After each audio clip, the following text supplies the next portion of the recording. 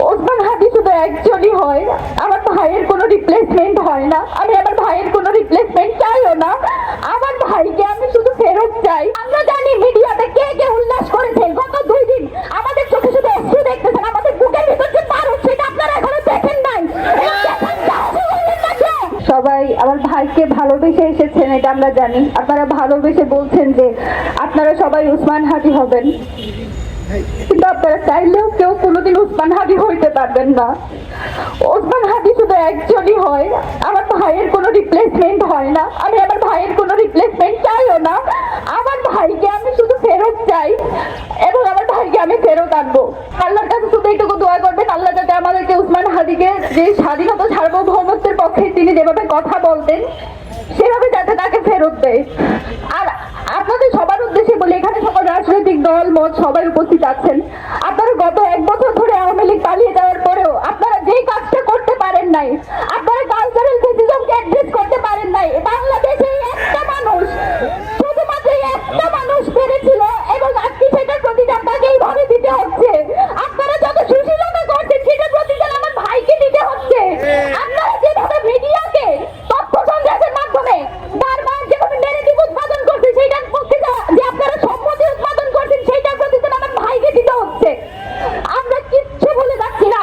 আমরা জানি মিডিয়াতে কে কে উল্লাস করেছে, গত 2 দিন আমাদের চোখে শুধু অশ্রু দেখতেছেন, আমাদের বুকের ভিতর যে পারদ সেটা আপনারা এখনো দেখেন নাই। আমার ভাই ফেরত আসবে, বাংলাদেশের স্বাধীনতা সার্বভৌমত্বের পক্ষে কথা বলবে এবং এই মিডিয়াতে যারা বিভিন্ন বয়ান উৎপাদনের মাধ্যমে আমার ভাইকে হত্যাযোগ্য করার চেষ্টা করেছে, আমার ভাইয়ের জীবন মৃত্যুর সমীকরণে যারা বারবার উল্লাস করেছে, যারা বিজয় উদযাপন করেছে, আমি তাদের সবাইকে চিহ্নিত করে রাখছি। আল্লাহ যদি আমাদেরকে বাঁচায় রাখে, ইনকিলাব মঞ্চ যদি বেঁচে থাকে, বাংলাদেশে কালচারাল ফেসিজম যারা কায়েম করতেছেন আপনাদের সবার জন্য আমরা সারা জীবন সহ্য হয়ে থাকবো, এটা মাথায় রাখবেন। আমি আপনাদের কাছে এটাই দোয়া করবো, আপনারা যে যেখানে আছেন, আমরা আওয়ামী লীগের প্রশ্নে সবসময় সবাই এক থাকি।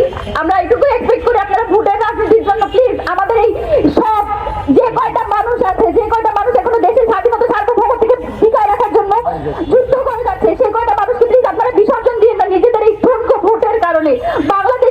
বাংলাদেশের স্বার্থ আপনাদের এই ভোটের চেয়ে অনেক বেশি, আপনাদের নিজস্ব যে ব্যবসা বাণিজ্য সেসবের চেয়ে অনেক বেশি বাংলাদেশের স্বাধীনতা সার্বভৌমত্বের যে দাম সেটা প্লিজ আপনারা বিসর্জন দিবেন না, সেটা বিক্রি করে দিবেন না।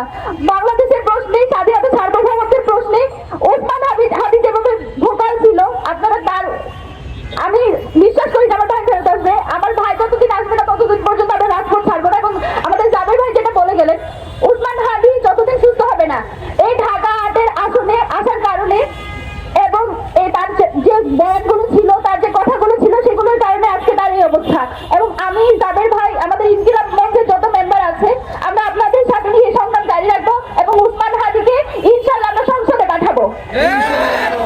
আপনাদের সবার দোয়া চাই, আপনারা সবাই আমার ভাইয়ের জন্য দোয়া করবেন। আল্লাহ যাতে তাকে সুস্থ অবস্থায় ঠিক আগের মতো যেভাবে বজ্রকণ্ঠে সে স্লোগান দিত, যেভাবে বলিষ্ঠ কণ্ঠে সে বক্তৃতা দিত, সেভাবে যাতে আমরা তাকে ফেরত পাই। আমার ভাইয়ের জন্য দোয়া করবেন। আর কিছু বলার মতো শক্তি সাহস নেই।